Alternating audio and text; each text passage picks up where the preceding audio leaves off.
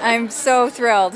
He gave me everything he had this week, and it's first time jumping at the Royal for 2 years. He had an extended hiatus, and he feels like he's come back a better horse. Yeah, see him coming that close to it? I mean, obviously he's got a huge stride. Exactly. He has a huge stride, and my plan was to do one less down the first line, do the 5, and then just stay on the gallop and see how we did.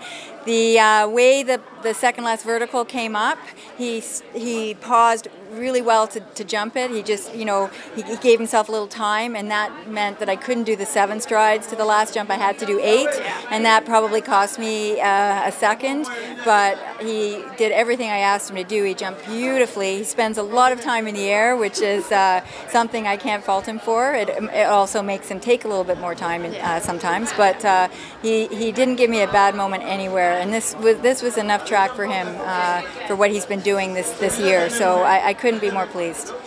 He actually, in the warm-up for the first round, I felt he was boiling up a little bit, and I took just 2 minutes longer than I normally would. I usually would jump my last jump and go to the ring. I gave him just a minute just to catch his breath because I felt like he was getting a little bit overexcited, and he stepped in the ring and actually took a breath, and then I felt okay, we're all right again. But he was maybe just feeling the crowd and feeling the atmosphere tonight, and he doesn't have a lot of experience at this level regardless of his break. He's still a young horse, so for him to come out and show such such strength in his power of his jump, and also in his mentality to stay calm and focused, to me was a big step forward in this horse's career. Fantastic. And did you feel the crowd when they were screaming like faster, faster? You want to go last. For sure, you feel the electricity in the crowd, and it's wonderful to be in front of the home crowd. We get such I mean, it was jam-packed tonight, standing room only, and that's something that we don't get the opportunity to experience very often in our sport, and to have a Canadian contingent in those seats really feels very special, and definitely raised the bar for our performance tonight. Vigo's going to have a nice break, definitely in the paddock, and then we'll start getting him legged up for Florida in December, and we'll head south in January. And who else have you got going at this level right now? I don't, sadly. It's just Vigo. So I've been a spectator myself for the last 2 years at this level, so I can't tell you how good it feels to be back, and I'm just so grateful to have Vigo to be jumping at this level. It feels really, really good. This is where I like to be.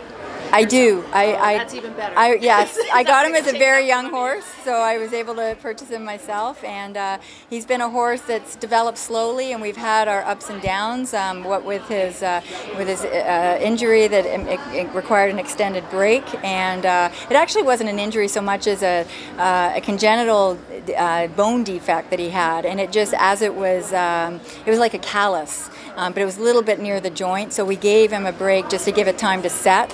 So it wasn't exactly an injury so much as just something a little bony growth that was developing, and that we didn't want to,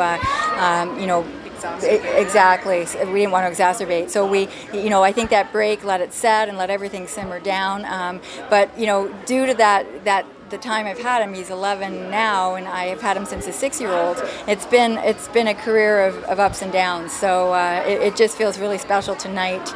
Even though we were second in the Canadian Championships, it feels like we won because we're here and we're having a great time. Feel good to have him be the leading Canadian horse. Absolutely. I'm really proud of that because that's really, for me as a Canadian, and for what the two of us have gone through together as a team, it's a pretty special feeling. And again, in front of the home crowd, and we have such a great fan base here, and the crowd, the Canadians have always been so kind to us, and it means a lot to me. It's very, very, very powerful. He's very brave, and he always tries his best. He has a good heart. In the past, he might not always figure it out. He might have a rail here, a rail there, but it was never because he was trying to make an error. He just didn't quite put it all together. And so I think that the fact that he had a break in the middle of his career and then was able to come back a little more mature, he started to put everything together, and all the lessons, it started to click a little bit more, and it just felt like he needed that time to mature as a horse at this level. So, but what I've always admired about him was his character and his big. He's got a big heart. And the fact that you brought him through the levels, is that a good example for kids, for example, that maybe don't have those maid horses that don't have like the big, trust fund. Absolutely, absolutely. And again, I was able to purchase him myself because he was a young horse, and I took a chance on him, and we didn't know how he would turn out. But for sure, if anything, the sport teaches you, it's discipline.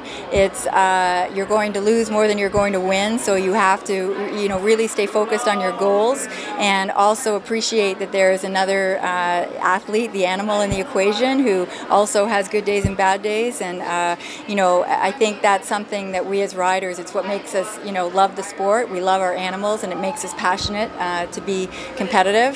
But at the end of the day, it's about the horse, and that's why we're here.